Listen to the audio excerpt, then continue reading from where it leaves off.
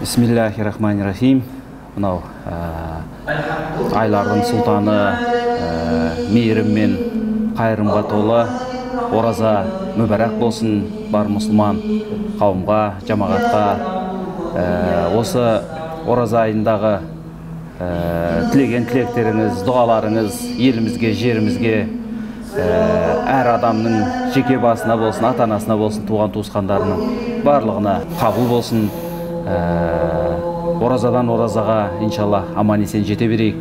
Осы бір мейірімге толы айымызды бол сауапқа кенелулеріңізге және де Алланың ерекше мейіріміне бөленулеріңізге шын жүректен тілектеспін.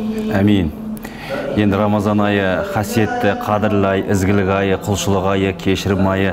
Осы айда ардақты пайғамбарымыз саллаллаху алейхи уассаламның бір хадисінде айтады дейді, Алла тағала күндердің жұма күнін, түндерден қадір түнін, айлардан Рамазан айын қадірлеткен деп. Осы қадірлі айда барша мұсылмандардың тілек дұғалары қабыл болсын, ниеттер қабыл болсын.